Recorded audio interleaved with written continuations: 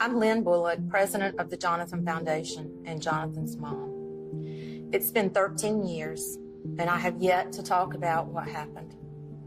In the early days of my grief, a pastor explained, from great misery comes great ministry. I didn't understand that at the time, but I understand that now. Today, we recognize the importance of the lived experience in sharing our stories. Truth is, despite the warning signs, we never saw it coming.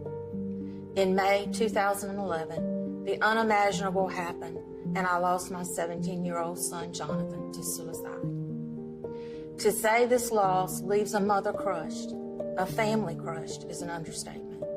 It forever changes the trajectory of our life, redefining our existence as with our child and without our child. Jonathan's life is not defined by how he died. It is defined by how he lived. And those who knew him know he lived his life with zest. He loved sports. He had a combination of hyperactivity and sharp coordination, which led him to excel in all sports. He had an agile mind, testing gifted in processing speed, so he picked up knowledge quickly and effortlessly. He loved animals and cared for them gently. I remember he received a shotgun as a gift one year for Christmas, since he was part of a family of sportsmen, and he gave it away as he knew he could never kill an animal, and he never said a word to anyone.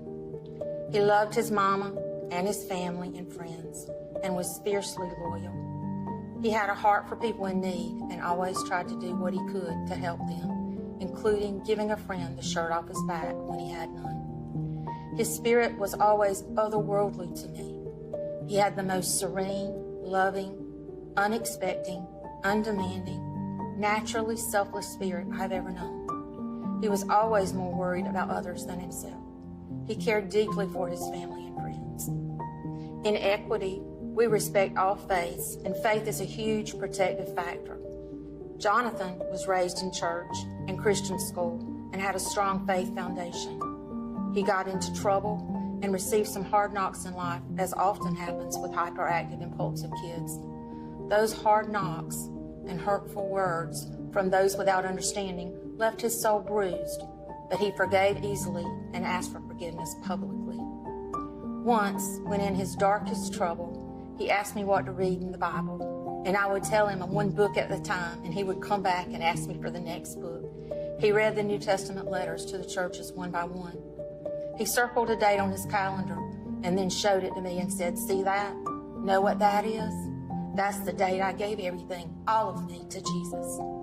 Maybe he was allowed to leave early because he had mastered the selflessness we are all challenged to develop in our lifetimes.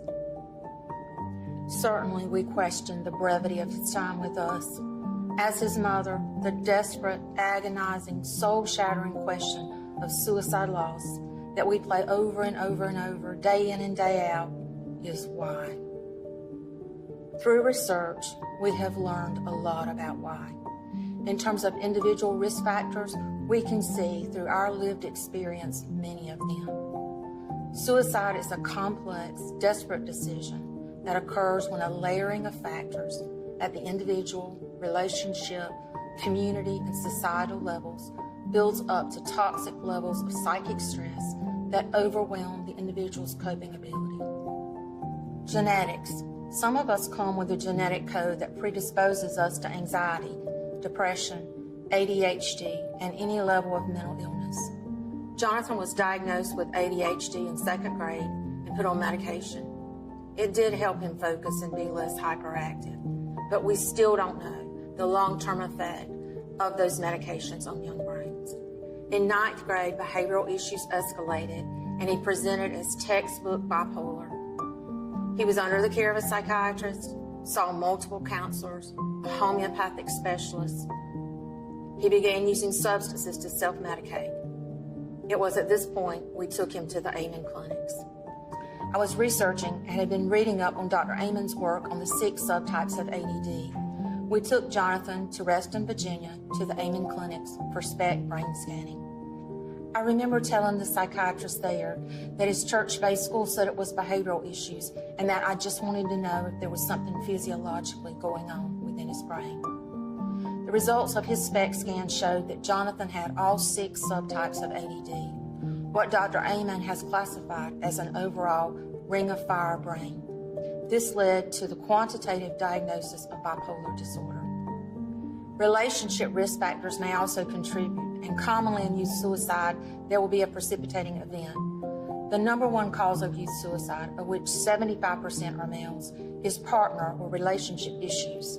Jonathan was started on 4 medications in Reston, with follow-up with a psychiatrist in Baltimore. He was doing better. Jonathan was not depressed. He was a pretty happy-go-lucky guy. His problem was mania. He would swing high and engage in high-risk behaviors and not make good decisions. His poor decisions and lack of impulse control would lead him into trouble. Jonathan seemed to stay in trouble. Despite all the parental controls you can imagine, he seemed to live his life on restriction and still get in trouble. The trouble was trauma after trauma for him, and I realized only in the aftermath that each trauma increased his sense of hopelessness that he could ever overcome this problem. When his girlfriend started intervening with my messaging of what not to do, they got into an argument, as he didn't want his friends to know of his diagnosis. In terms of societal risk factors, stigma and shame are huge, especially in young people. On May 24, 2011, we had his graduation planning meeting that morning at the high school. He had done really well and made up his lost credit from being withdrawn to go for treatment. We learned that he only needed a few credits to graduate and would finish mid-year of his senior year. I remember us smiling broadly at each other across the room. But later, in a subsequent meeting, we had to sign new 504 paperwork, and I remember how that smile sank when I had to write in his bipolar diagnosis. Later, I would reflect on the impact that had on him. He was ashamed of the diagnosis. To look at him, to know him, you would never think of mental illness. That is because mental illness does not have a face. It was later, that same evening, when Jonathan was lost in what was nothing short of a perfect storm. He was reeling from the morning session where it was shared that he had bipolar. He was with his friends where it came up again, and the shame again surfaced. Driven by that shame, Jonathan was able to secure a gun. He told his girlfriend that he had a gun and threatened to use it, and desperate for help, she called 911. I so appreciate the response that I have received from our first responder community. Your being here today means more to me and to us in our cause than you can ever know. Those in service today were not a part of our past. You are a part of our future solutions.